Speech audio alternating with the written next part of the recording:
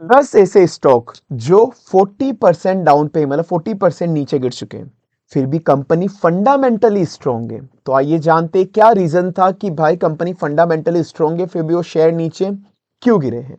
So first of all this video is just for an educational purpose. I am not giving any buy और sell recommendation. अगर आपको bye cell कुछ भी करना हो तो आप खुद की रिसर्च और अपने फाइनेंशियल एडवाइजर से पूछ लेना। This video is just for an educational purpose.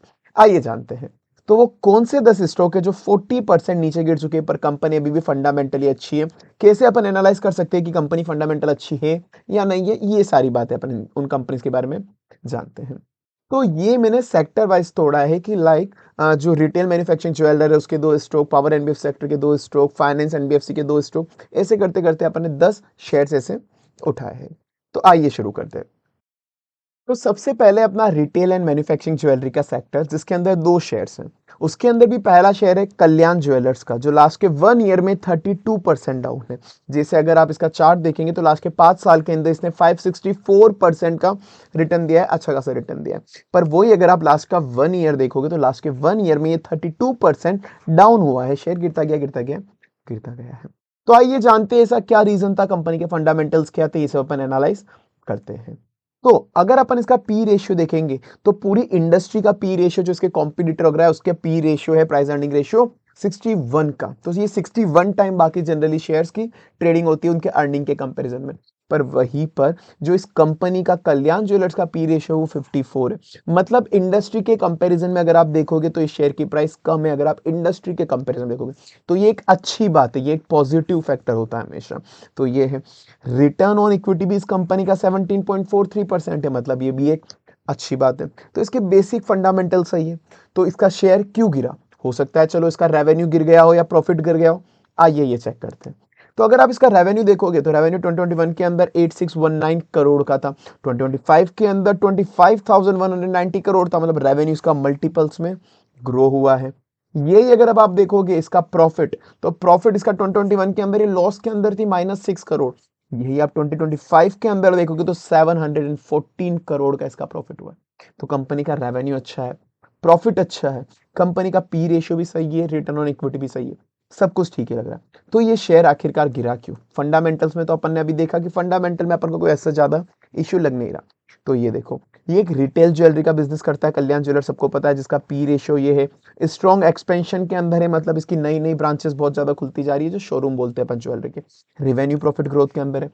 तो रीजन क्या था वाई प्राइस इज करेक्टेड? इसका केवल एक रीजन था, मतलब कुछ रीजन थे कि कंपनी के ऊपर कुछ एलिगेशन गए थे कि वो फ्रेंचाइजी टर्म्स चेंज कर रही है, मतलब जो भी स्टोर होते हैं तो वो स्टोर्स की फ्रेंचाइजी टर्म्स चेंज कर रही है। तो स्टोर वालों ने थोड़ा सा उसको रेजिस्ट करा कि हम इसकी फ्रेंचाइजी आपकी सरेंडर कर देंगे। और उसके साथ में कुछ उसके ऊपर इनकम टैक्स के फ्रॉड के एलिगेशन लगे थे। एलिगेशन, प्रूव कुछ भी नहीं हुआ था, एलिगेशन लगे थे इनकम टैक्स फ्रॉड के।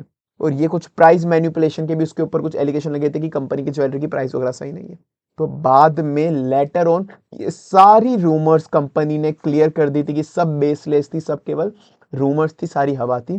तो ये पूरी न्यूज आप पढ़ सकते हो। तो ये सब कुछ बेसलेस था, पर वो ये कि एक बार जब दुनिया में हवा बन जाती है किसी भी चीज की तो फिर उसके शेयर मार्केट पे इम्पैक्ट तो आता ही आता है। एज सच कंपनी के प्राइस का गिरने का रीजन ये था लास्ट 32%। और कंपनी के फंडामेंटल ने आपको बता दिए कि ये ठीक ही थे। अगर आप फ्यूचर ग्रोथ वगैरह भी देखोगे, फ्यूचर प्लान मैनेजमेंट का मतलब ये मेरी तरफ से नहीं है कुछ भी, ऑफ कोर्स ये जो ऑफिशियली मैनेजमेंट बोल रही है या जो उनकी रिसेंट ग्रोथ है ये वो वाला ऑफिशियल डाटा है। कंपनी का 25 to 30% स्ट्रॉन्ग ग्रोथ हुई है, मतलब स्टोर की कि जो नए नए उसने जो ज्वेलरी के स्टोर डालते 35 to 30% उसने बढ़ाए अपने स्टोर, ये एक पॉजिटिव फैक्टर है। तो ये पहला शेयर था अपना कल्याण ज्वेलर्स। उसके बाद आता है अपना सेकंड शेयर स्काई गोल्ड का। तो स्काई गोल्ड का भी सीन सेम ही है।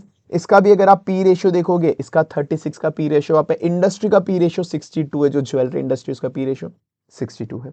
स्काई गोल्ड का काम क्या है? स्काई गोल्ड जनरली बी ज्वेलरी मैन्युफैक्चरिंग करती है कि जो बिजनेस टू बिजनेस के लिए, मेन सिंपल सी चीज है, वो कस्टमर को डायरेक्ट जनरली नहीं बेचती, बेचती है पर कंपेरेटिवली कम बेचती है, वो डायरेक्ट बिजनेस वालों को ही बेचती है।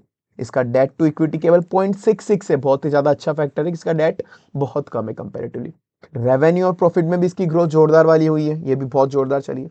तो फिर अब इसके प्राइस में करेक्शन क्यों आया? सिंपल चीज थी, केवल सेंटीमेंट थे लोगों के, एज सच कोई भी रीजन नहीं था इसकी प्राइस का गिरने का जो ऐसा कोई ऑफिशियली आप देख सको। क्योंकि हालांकि स्मॉल कैप मिड कैप में आता है तो स्मॉल कैप मिड कैप के अंदर अगर थोड़ी सी भी वॉलेटिलिटी आती है, वॉलेटिलिटी मतलब चेंजेस आते हैं, तो लोगों का सेंटिमेंट हिल जाता है कि यार ये शेयर कहीं गिर ना जाए, कंपनी कहीं डूब ना जाए। तो स्टॉक मार्केट उसी लेवल पे चलता है जो यूजर के सेंटिमेंट होते हैं। तो इसमें शेयर में थोड़ी सी वॉलेटिलिटी आई थी, लोगों ने प्रॉफिट बुकिंग करना शुरू कर दिया। पहले इसने अच्छा खासा गेन दिया था, तो लोगों में थोड़ी सी वॉलेटिलिटी आई, लोगों को लगा स्मॉल कैप है, तो लोगों ने प्रॉफिट बुकिंग करना इसके अंदर शुरू कर दिया था। तो उस वजह से जब ज्यादा सप्लाई हो जाती है ना किसी भी शेयर की, सिंपल लॉजिक है, जब ज्यादा सप्लाई हो जाती है तो प्राइस गिर जाती है। ये इसका एक रीजन था। तो ऐसे कंपनी के फंडामेंटल ठीक है, जो मैंने तुमको एनालिसिस सिखाया है वो फंडामेंटल बिल्कुल वैसे आप एनालाइज कर सकते हो। और ये इसका ऐसा रीजन कुछ भी नहीं था प्राइस करेक्शन का, बस एक स्मॉल कैप में लोगों की सेंटीमेंट था। एक खराब चीज जो मैंने एनालाइज करी, अगर आप जब भी मतलब एनालाइज करोगे, ऑफ कोर्स ये मैं केवल again clearing this video just for an educational purpose, I am not giving you any buying और सेल रिकमेंडेशन अगेन। तो आपको कैसे कंपनी के शेयर्स को एनालाइज करना चाहिए, कैसे, वो मैं आपको एग्जांपल के साथ बता रहा हूं बस। उसके बाद अब एक खराब चीज जो मुझे इसके अंदर लगी कि मतलब इसका ऑपरेटिंग कैश फ्लो नेगेटिव है।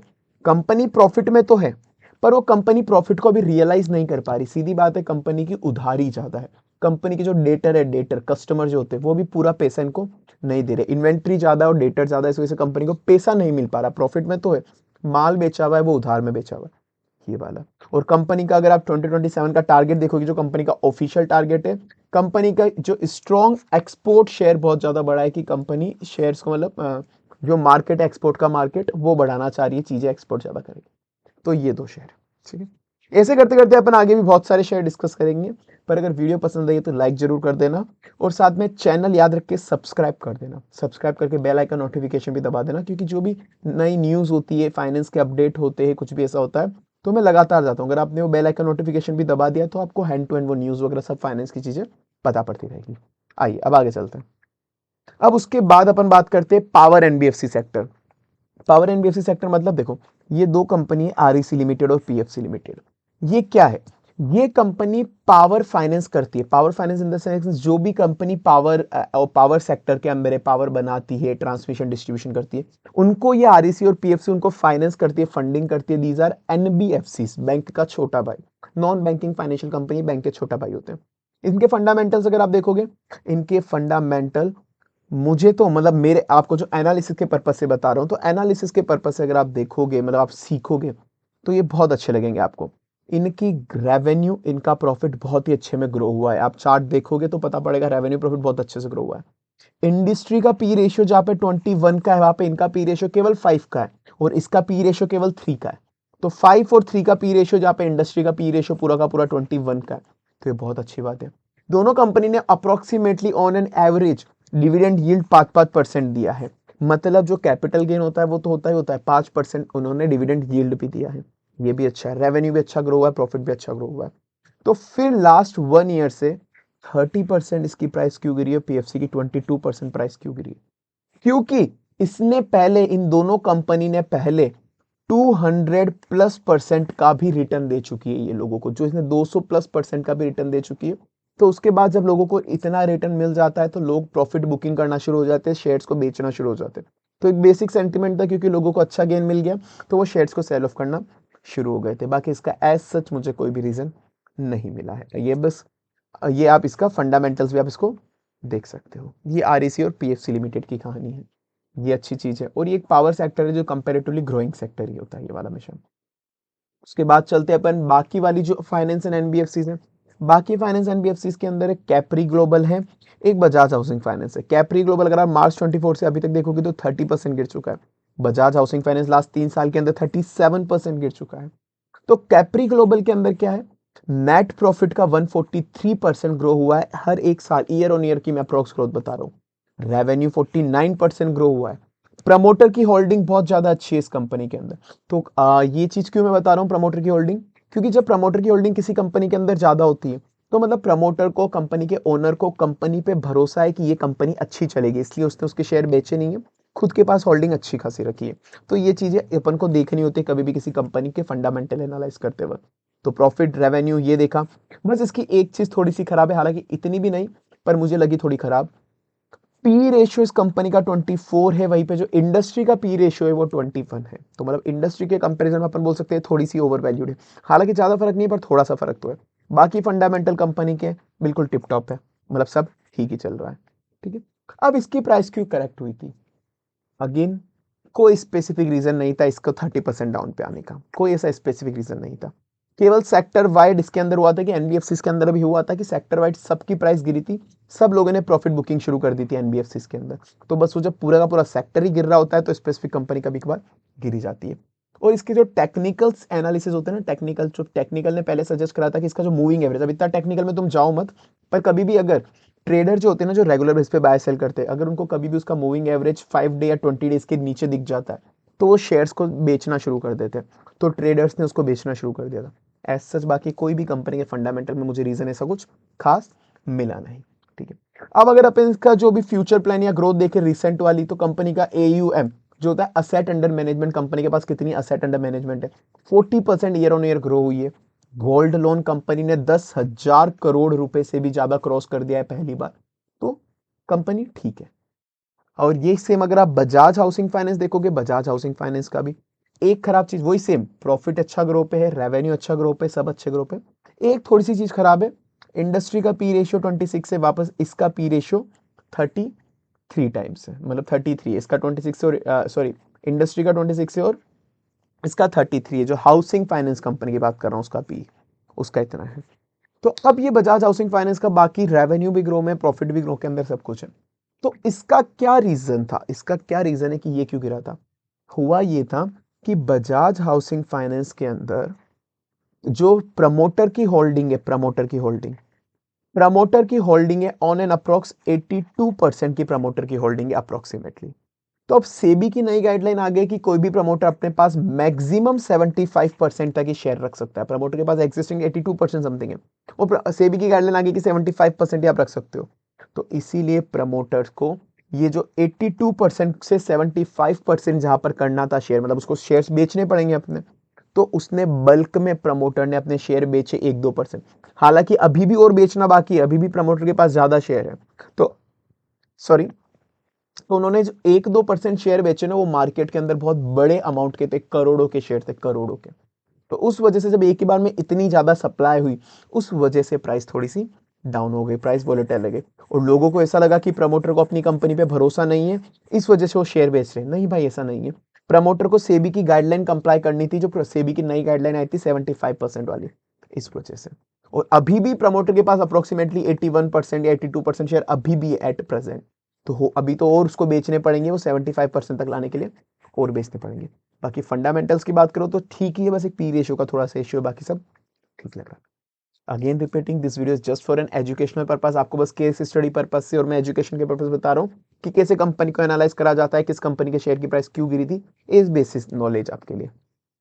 ओके, आइए उसके बाद अब आते हैं health care speciality chemical. Health care जो कंपनीज होती है उसके अंदर एक ही अपनी यथार्थ हॉस्पिटल, लास्ट के 3 साल के अंदर, लास्ट के 3 महीने के अंदर 13% वो शेयर गिर चुका है। और अगर आप इसका देखेंगे तो इंडस्ट्री का पी जहाँ पे 60 का होता है, वहीं पे इसका पी केवल 43 टाइम्स है। इंडस्ट्री का पी जहाँ 60 होता है वहाँ इसका केवल 43 है, तो ये अच्छी चीज है, पॉजिटिव फैक्टर है। इसका डेट टू इक्विटी भी ओनली 0.02, मतलब इसके पास डेट जो है वो ना के बराबर है, बिल्कुल कम है। ठीक है, तो इसकी प्राइस करेक्ट क्यों हुई? एज सच कोई बड़ा रीजन नहीं था, फंडामेंटल कंपनी के सही है, रेवेन्यू सबके ग्रो होंगे, मैं जो भी कंपनीज बता रहा हूँ सबके रेवेन्यू ग्रोएंगे, सबके प्रॉफिट ग्रोएंगे, सबके नेटवर्क ग्रो, सब प्रॉपर ग्रोइंग में। ठीक है, ये एक बेसिक कॉमन चीज है सारी कंपनी जो भी आपको मैं बता रहा हूँ। अब इसकी प्राइस क्यों करेक्ट हुई? क्योंकि इसने क्या करा था, अभी नए नए 700 से 1000 बेड खरीदे थे, हॉस्पिटल है तो उसको बेड खरीदने पड़ते हैं ना, तो इसने एक ही बार में अपनी कैपेसिटी बहुत ज्यादा बढ़ाई थी। तो इसके ऊपर एक बेसिक प्रेशर था कि भाई तुमने कैपेसिटी बढ़ाई तो तुम्हारा मार्जिन भी उस लेवल पे बढ़ना चाहिए। पर क्योंकि अभी नए नए बेड लिए थे तो उस वक्त कंपनी उस लेवल पे मार्जिन दे नहीं पाई थी, क्योंकि अभी कोई नई नई चीज आई थी कंपनी के पास, तो उसको धीरे धीरे ऑपरेशनल करने में थोड़ा तो टाइम लगेगा। तो वो टाइम उसलिए उसको लगा था थोड़ा सा, तो एक मार्जिन का प्रेशर आ गया था कि नहीं, मार्जिन थोड़ी जल्दी बढ़ी नहीं उस वक्त लेवल पे। बाकी हाँ, बाकी सब कुछ ठीक ही था। और अगर आप इसकी रिसेंट ग्रोथ देखोगे, जो इसके FY 2026 के रिजल्ट आए थे Q2 के, रेवेन्यू 28% से बढ़ा है, प्रॉफिट आफ्टर टैक्स भी 25% से बढ़ा है। तो ये इसके रिजल्ट थे। तो इसके अंदर एक खराब चीज क्या है भाई, कि हाँ ये बेड थोड़े से ऑपरेशनल अभी भी पेंडिंग है, ये बेड को ऑपरेशनल होना जल्दी, मतलब फटाफट जितने जल्दी ऑपरेशनल हो जाए बचे हुए बेड उतना अच्छा है। और ये एक रीजनल सेंटर, रीजनल कंसेंट्रेशन है कि ये हॉस्पिटल बहुत कम एरियाज के अंदर चलता है, बस ये वाली चीज। बाकी फंडामेंटल में कंपनी की कोई भी दिक्कत ऐसा सच नहीं है। उसके बाद अपन बात करते हैं platform and electronics company. Platform electronics company जो लाइक जो आपको चिप सेमीकंडक्टर जो हर जगह काम आता है, मोबाइल हो, कोई भी छोटी मोटी मशीन हो, रोबोटिक डिवाइस हो, सब जगह सेमीकंडक्टर एएमएस मशीन तो काम आती ही आती है, आप लोगों को पता होगा सेमीकंडक्टर इलेक्ट्रॉनिक। तो ये तो अलग ही लेवल पे ग्रोइंग इंडस्ट्री आजकल जो एआई और रोबोट्स का जमाना चल रहा है उस हिसाब से। तो भी लास्ट 1 ईयर में 44% डाउन हुआ है केएन स्टैक का शेयर। तो इसका भी same revenue profit growth multiples time के अंदर जब आप एनालाइज करोगे, एक चीज खराब चीज, इंडस्ट्री का पी रेशियो जहाँ पे 57 था वहीं पे इसका पी रेशियो 72 है अभी एट प्रेजेंट। तो ये खराब चीज है। पर इसी में एट सेम टाइम इसका एक पॉजिटिव फैक्टर क्या हुआ, पहले जब तक ये शेयर गिरा नहीं था, पहले इसका पी अप्रोक्सीमेटली 100 था, अप्रोक्सीमेटली 100। अब इसके शेयर के गिरने के बाद 100 से ऑन एन अप्रोक्स 72 का पी ये हो चुका है। तो ये एक अच्छी चीज भी है सेम टाइम। ठीक है, तो ये एक बार ये कंसीडर कर लेना, बाकी कंपनी का रेवेन्यू प्रॉफिट अच्छा है। तो इसकी एज सच प्राइस करेक्ट क्यों हुई है, इसके करेक्शन का रीजन था कंपनी का जो सीएफएस होता है, मतलब एक तरह का कंपनी का जो फाइनेंशियल स्टेटमेंट, कंपनी जो बुक्स बनाती है, जो कंपनी का फाइनेंशियल स्टेटमेंट होता है, बैलेंस शीट पी&एल वगैरह कंसोलिडेटेड वाला, तो उसके अंदर कुछ अकाउंटिंग के एरर्स थे, कुछ गलतियां थी, जो मैनेजमेंट ने एक्सेप्ट करी और मैनेजमेंट ने उसको सही कर दिया। इसका उसको कोई बहुत बड़ा इफेक्ट नहीं आया था उस चीज का, तो मैनेजमेंट ने उसको करेक्ट कर दिया। दूसरी चीज इसकी वर्किंग कैपिटल 130 डेज के भी ऊपर चले गई थी। Working capital in the sense आप देख सकते हो कि कंपनी, सिंपल सी चीज, कंपनी के पास जो इन्वेंट्री से लेके कंपनी के पास जो पैसा रियलाइज होने का टाइम होता है, मतलब कंपनी अपने डेटर्स, डेटर्स मतलब जो कस्टमर होते हैं, कस्टमर उनको टाइम पे पैसा नहीं दे रहे, 130 डेज बाद दे रहे। एट द सेम टाइम जो कंपनी के पास इन्वेंट्री है, वो इन्वेंट्री भी पड़ी हुई है, 130 दिन बाद बिक रही है, सेल हो रही है मार्केट के अंदर। तो मतलब उसके पास डेटर और इन्वेंट्री बहुत ज्यादा पड़े, वो उसको पैसा नहीं दे रहे, उसको पैसा नहीं दे रहे। बस इसकी एक ये चीज थोड़ी सी खराब है। बाकी हालांकि कंपनी का ग्रोथ प्रॉफिट सब मल्टीपल्स टाइम में ग्रो हुए थे। तो बस ये दो इशू थे इस कंपनी के अंदर एज सच। और इसका मैनेजमेंट का भी फ्यूचर प्लान क्या है, मैनेजमेंट मतलब ये कंपनी अच्छे खासे लेवल पे एरोस्पेस, डिफेंस और रेलवे ईवी सेक्टर में पहुंच चुकी है। तो ये कंपनी का फ्यूचर प्लान है, और जो शायद इंडिया का भी फ्यूचर यही सब है। ठीक है, तो इसके अंदर एक ही रिस्की चीज है एट प्रेजेंट कि कंपनी को अपनी वर्किंग कैपिटल साइकिल 85 से 90 डेज पे लानी पड़ेगी। 130 डेज बहुत ज्यादा हो जाता है। ठीक है, तो ये कायन से टेक्नोलॉजी की कहानी। उसके बाद अगर अपन बात करेंगे केबल वायर इंफ्रास्ट्रक्चर की, केबल वायर इंफ्रास्ट्रक्चर के अंदर डायनामिक केबल्स नाम की कंपनी है जो पावर केबल्स, वायर्स वगैरह बनाती है, जिसकी जनरली लाइफ टाइम यूज आने ही वाली चीजें थी। कंपनी के फंडामेंटल अगेन रेवेन्यू ग्रोइंग है, प्रॉफिट ग्रोइंग है। इंडस्ट्री का पी जहां पे 43 है, इसका पी केवल 21 है। इसका डेट टू इक्विटी ओनली 0.19 है, मतलब बहुत अच्छी चीज है कि कंपनी के पास डेट बिल्कुल कम है। अब इसका फिर शेयर में कमी क्यों हुई, मतलब लास्ट 1 ईयर के अंदर 31% शेयर क्यों गिरा है। एज सच कोई बहुत बड़ा रीजन नहीं था, कंपनी के फंडामेंटल वगैरह सब कुछ सही है, कंपनी में कोई भी दिक्कत एज सच हुई नहीं थी। तो फिर क्या रीजन था, कंपनी के क्वार्टर 2 के अंदर जो ऑर्डर बुक थी ना, जो कंपनी के पास जितने ऑर्डर थे, वो मानसून की वजह से थोड़े कम हो गए थे, क्योंकि मानसून आ जाता है तो इनके जो पावर केबल वायर्स वगैरह है उनका इंस्टॉलेशन वगैरह रुक जाता है, ये सब चीजें रुक जाती है मानसून के अंदर, बारिश वगैरह के अंदर। तो क्वार्टर 2 के अंदर इशू आया था। पर अगर आप यही देखोगे वापस, जो सितंबर 25 वाला क्वार्टर है, सितंबर 25 वाले क्वार्टर में वापस रेवेन्यू भी बढ़ गया था, प्रॉफिट भी बढ़ गया था। वो केवल 1 क्वार्टर का इशू था। साथ में इस कंपनी ने बोनस शेयर भी इशू करे थे। Bonus share I think one, मैं श्योर नहीं उस चीज को, शायद जिसके पास एक शेयर था उसको एक शेयर बोनस मिला था, हाँ एक जने को एक और एक्स्ट्रा शेयर मिला था, तो मतलब एक जने के पास 2 शेयर हो गए थे, अगर डबल हो गए ऑटोमेटिक शेयर। तो जिसके भी पास एक्स्ट्रा शेयर आ गया ना, तो उसने एक्स्ट्रा बोनस को मार्केट में सेल ऑफ करना शुरू कर दिया था। तो एक्स्ट्रा बोनस अब सेल ऑफ करते हैं, मतलब एक्स्ट्रा शेयर्स आ गए, तो वो सप्लाई का प्रेशर पड़ा था मार्केट पे, तो वो सप्लाई के प्रेशर की वजह से भी थोड़ा बहुत इशू हुआ था। तो ये बेसिक से रीजन था, कोई बहुत बड़े रीजन थे नहीं। बाकी कंपनी के फंडामेंटल्स आप देखोगे, कंपनी के फंडामेंटल सही लगे थे मुझे, तो मतलब एनालिसिस पर्पज से बता रहा हूँ। अब मैनेजमेंट का मैंने कहा था कि सितंबर क्वार्टर का रेवेन्यू प्रॉफिट भी बढ़ गया, एज वेल एज कंपनी को यूएस मार्केट को एक्सपोर्ट करने की अप्रूवल भी मिल गई कि अब यूएस मार्केट में एक्सपोर्ट भी कर सकती है। ये इसकी बेसिक चीज है। उसके बाद अपने लास्ट 2 शेयर है रिटेल फैशन के। अगेन अगर आपको वीडियो अच्छी लगी तो वीडियो लाइक कर देना, और चैनल याद रखकर सब्सक्राइब करना, ताकि आपको ऐसी और वीडियोस, फाइनेंस के फैक्ट्स वगैरह सब कुछ आपको जानने को मिल जाए, और वो बेल आइकन नोटिफिकेशन भी प्रेस कर देना। आइए, और अगर आपको कोई भी स्पेसिफिक शेयर की केस स्टडी चाहिए कि इसका शेयर क्यों गिरा, इस शेयर पे क्या है ऐसा आपको एनालिसिस टाइप, तो आप मुझे जरूर कमेंट सेक्शन के अंदर बता देना। रिटेल फैशन के अंदर 2 कंपनीज, बाजार स्टाइल, थॉमस स्कोर। बाजार स्टाइल सितंबर 25 से अगर आप दिसंबर 25 तक देखो तो 32% गिर चुका है, अप्रोक्सीमेटली 1.2 ईयर के बीच में, ऑन अप्रोक्स गैप में 32% वो गिर चुका है। जो एक फैशन रिटेल स्टोर है, मतलब आपने देखा होगा बाजार स्टाइल के कपड़े वगैरह ये सब चीजें आती है, तो बेसिक आपने देखा होगा। अच्छी चीज, इंडस्ट्री का पी रेशियो जहाँ पे 83 है, इस कंपनी का पी रेशियो ओनली 26 है, तो ये एक अच्छी चीज़ है। और इसके डेट टू इक्विटी पर 1.91 है, जो मुझे थोड़ा ज़्यादा लगा कि भाई इक्विटी के कंपैरिजन में लगभग इसके डेट, जो इसके बाद डेट है वो डबल है, वो डबल है। ठीक है, हालांकि कंपनी का प्रॉफिट भी ग्रोइंग है, रेवेन्यू भी ग्रोइंग है, दोनों के दोनों ग्रोइंग है। तो प्राइस क्यों करेक्ट हुई है फिर उसके बाद भी? उसके बाद वही, क्योंकि इसका आईपीओ पोस्ट आईपीओ कूलिंग था, ऐसा कोई बड़ा रीजन नहीं था कि भाई कंपनी एक बार जब आईपीओ आती है उसके बाद जब लोगों के पास बहुत सारे शेयर्स आ जाते हैं, गेन हो जाता है, मतलब प्रॉफिट बुकिंग, तो अपनी प्रॉफिट बुकिंग शुरू कर देते हैं, वही वाला इशू होता। पर इस कंपनी के साथ रिस्क क्या है जो मैंने एनालाइज करी मेरे हिसाब से, प्रॉफिट आफ्टर टैक्स की मार्जिन 2 से 3% है।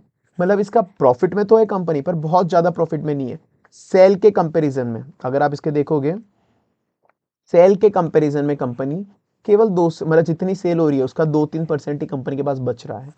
रीजन भी क्या है इसका स्पेसिफिक, क्योंकि इसके पास डेट ज्यादा है अभी, तो डेट का इंटरेस्ट ज्यादा लग रहा है, इंटरेस्ट पेमेंट कंपनी का ज्यादा हो रहा है, ये एक रीजन है। तो जैसे ही डेट कम अगर हुआ तो इसका प्रॉफिट मार्जिन भी ऑटोमेटिक बढ़ जाएगा। बाकी प्रॉफिट और रेवेन्यू ग्रोइंग मोड पे तो है, वो है। और जूडियो से भी इसको अच्छा खासा कॉम्पिटिशन मिल रहा है, क्योंकि दोनों सस्ते सस्ते आइटम बेचते हैं, मतलब price cost effective. Thomas Scott last 1 year के अंदर 32% डाउन हुआ है, ये भी अपैरल फैशन इंडस्ट्री है। सेम चीज अच्छी क्या है इसके अंदर, पी इसका 32 है, वहीं पे इसकी इंडस्ट्री का पी 45 है। इसका डेट टू इक्विटी भी बहुत कम है कंपैरेटिवली 0.21, जो बहुत ही कम है। तो इसकी प्राइस क्यों करेक्ट हुई? इसका ऐसा कोई बहुत बड़ा रीजन नहीं था प्राइस करेक्ट होने का। बस एक नवंबर 25 में कंपनी के वेयर हाउस के अंदर आग लगी थी, तो उस आग लगने की वजह से थोड़ी बहुत इन्वेंट्री और थोड़ा बहुत मशीनरी जल गई थी। ऐसे बहुत बड़ा मेजर इंपैक्ट नहीं पड़ा, पर कुछ दिनों के लिए उनका ऑपरेशन होल्ड हो गया था, क्योंकि मशीन वगैरह इनकी रुक गई थी। और इन्होंने पहले 5000% के ऊपर का भी इन्होंने गेन दिया हुआ है यूजर्स को, तो वही लोगों ने अपनी प्रॉफिट बुकिंग शुरू कर दी। तो ये है, तो ये कंपनी का सच कुछ भी ज्यादा कुछ खराब इसके अंदर था नहीं, बट ये इशू था।